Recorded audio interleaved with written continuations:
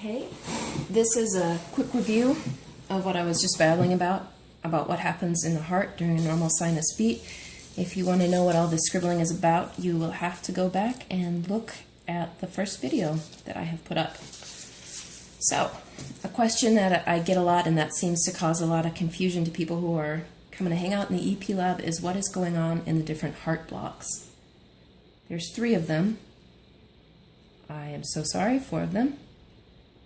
First degree, second degree type 1, second degree type 2, and then third degree. Quick drawing of my normal conduction system again.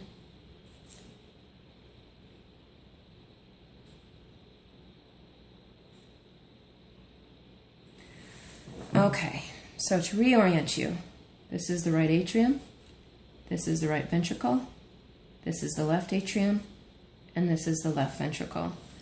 Something that's important to keep in mind when you're talking about the different blocks is that each of the parts of the heart has separate pacemakers. Remember on the last video I mentioned that as well as that each of the cells can communicate with each other and all of the cells can contract. So the pacing on a normal sinus beat, of course, is 60 to 100. One of the lovely things about the way the heart works is that faster beats override slower beats.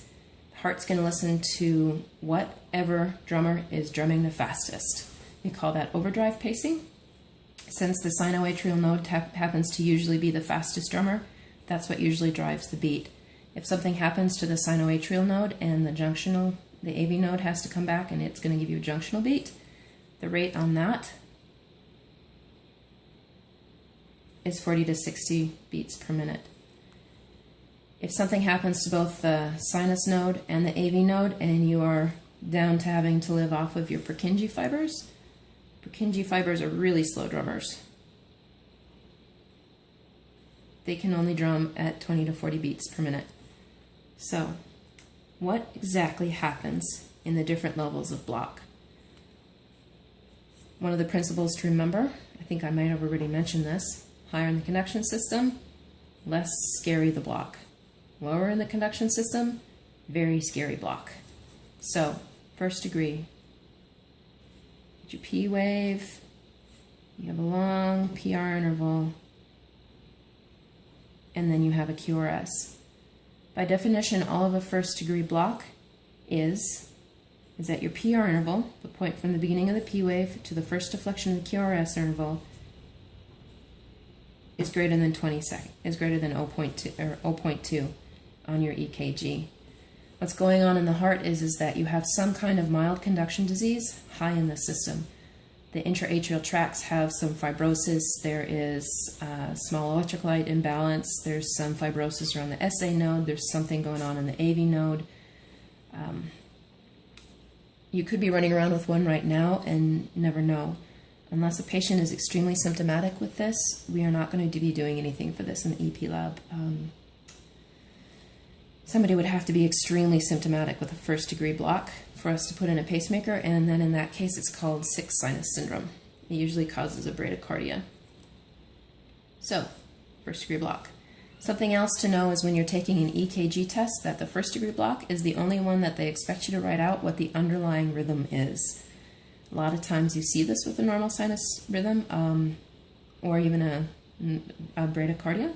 So it would be written out normal sinus rhythm with first degree block.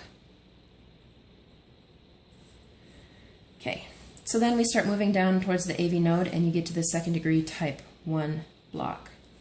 Mentioned earlier that in the first video that the only way that the atrium are supposed to be able to communicate with the ventricles is through the AV node. I always think of the AV node as being like a revolving door. In this instance, a normal sinus beat, your revolving door is spinning around. You have absolutely no problems. Every beat that comes out from the top of the heart makes it to the bottom of the heart, and you're all fat, dumb, and happy up here with a sinus beat. What happens in a second degree block is that your revolving door is starting to squeak. You might have a normal PR, And then you have a slightly longer PR. And then you have a slightly longer PR. And then you have nothing until the next beat. Unfortunately, this doesn't always look exactly quite as neat as this. So you only have to have enough PR intervals in order to see that it's lengthening in order to diagnose it as a second degree type 1. In nursing school, we learned this as a Winky-Bach. It's also called a Mobitz type 1. I think that's how you spell Winky-Bach. And we learned a little song. Longer, longer, longer, drop. Now you have a Winky-Bach. So, this is absolutely not a reason that you should be having to go bust open the crash cart unless your patient is really suffering with this particular rhythm. But keep an eye on it, because when you start getting down into the AV node and lower into the bundle branches, the conduction disease is bad enough that if you don't remove whatever is causing the problem, that it's going to degrade even further towards big bad third degree down here at the bottom. Second degree type 2, your revolving door is just sticking and stopping. It's not giving you any warning whatsoever. Gives you a normal beat. Gives you a normal beat. Blocks. Maybe even twice. And then it gives you a normal beat.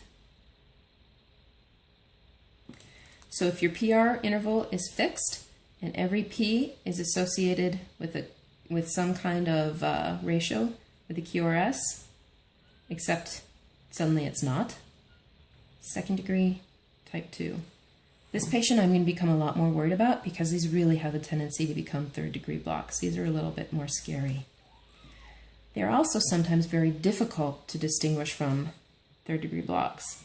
I had a patient that had general anesthesia, had a perfectly normal heart before he went in there, and was giving us this thing. Looks something like this. So every P wave was kind of piggybacked onto the back of every T wave. This is a second degree type 2 because every PR interval was the same. So, third degree. This is a medical emergency because remember, 20 to 40 beats per minute is usually not compatible with life. That being said, I've had people walk into my lab and this was found just as an amazing quinky-dink. They weren't feeling quite right, and eventually their wife nagged them into going to the emergency room, and so they happened to find out, hey, I've got a third degree block.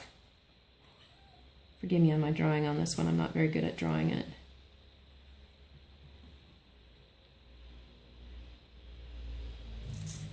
So, add in my little QRSs there. What happens in a third degree? Our revolving door has completely slammed shut. There's no longer any communication between the atrium and the ventricles. So each of these guys are just going along their merry way and they're not talking to each other at all. So if you march this out, your P waves are probably going to be very, very rhythmic and 60 to 80 beats per minute. Your QRSs are going to be very rhythmic and wide, by the way, and 20 to 40 beats per minute. They're going to look like PVCs, and if you feel like continuing to watch, I will explain why those look wide in the next video. I'm way too lazy to actually carry calipers anymore, so I just tear off a piece of paper and march it out. Wow, I did a surprisingly good job of drawing that one. Same thing with the QRSs. March them out. If they march out and there's no wobble, very good chance it's a first degree block. If you happen to march this guy out, they're not going to be the same. So that's how you tell them apart. If you want to know why this is going to give you a wide complex versus a narrow complex that you're likely to see on a first degree block, you'll have to check out video 3.